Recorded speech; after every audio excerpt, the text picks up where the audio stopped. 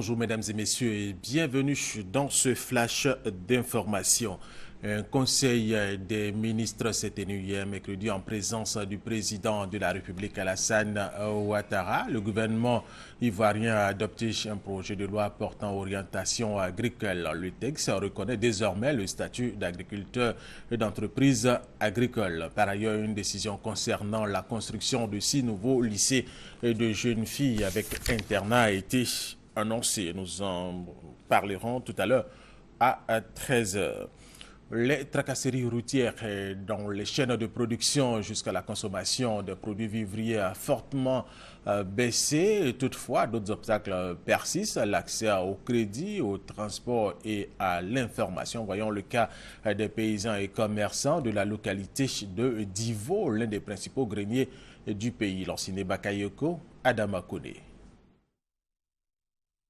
Offres dispersées et irrégulières, manque d'informations sur la disponibilité des produits, cherté du transport.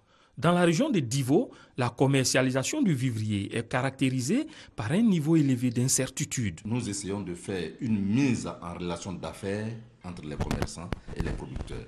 Cette relation de mise en affaires se passe entre les grossistes et les coopératives. Mais souvent, il y a des petits grossistes qui viennent.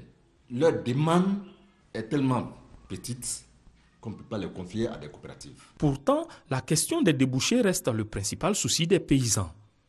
Bon, on produit, on ne gagne pas les clients. C'est ça qui nous fatigue ici. Si on a gagné une usine ici, vraiment on sera content. Et ce n'est pas tout. Ce sont des produits périssables. Bon, souvent, quand tu en as besoin de d'obtenir ton prix de poisson, tu es obligé de payer une chose, couper la banane et puis venir vendre à prix bas. Alors qu'actuellement, c'est très bien que la banane s'achète chèrement à Abidjan.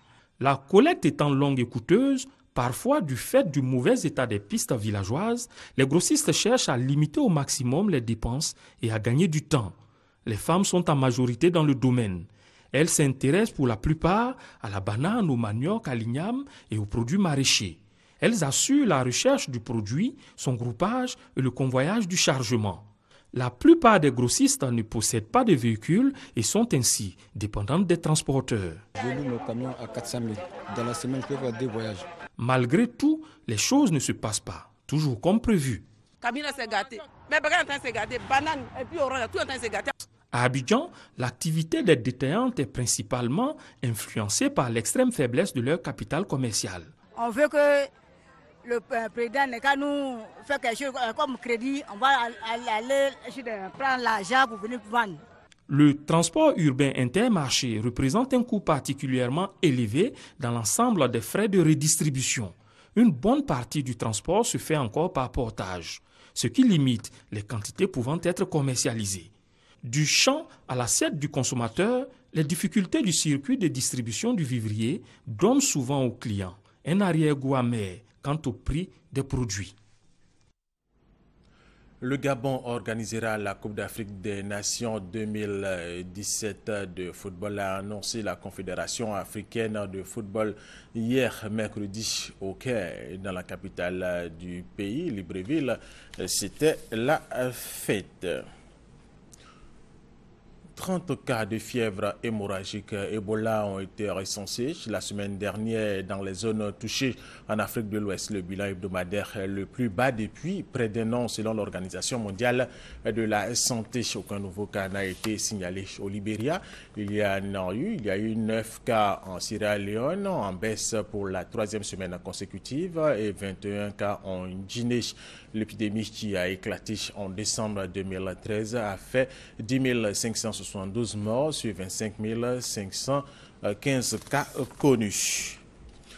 Une équipe de chercheurs japonais de l'université de Nagasaki et du groupe Toshiba affirme avoir confirmé fin mars en Guinée la fiabilité d'un test de détection du virus Ebola qui donne un résultat en moins de 12 minutes en moyenne.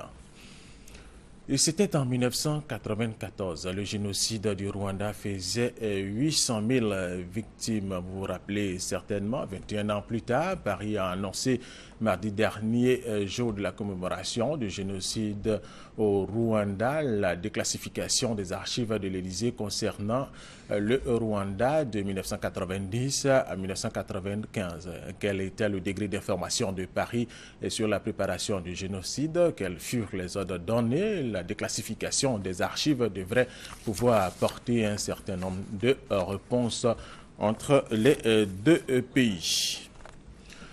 Le Kenya soupçonne 85 personnes et organisations, dont les principales compagnies de transfert d'argent vers la Somalie et d'importantes organisations non gouvernementales kenyanes de lien avec les Shebab, ces islamistes somaliens responsables du récent massacre de l'université de Garissa. Et c'est la fin de ce flash d'information. Merci de l'avoir suivi. Je vous retrouve tout à l'heure à 13h.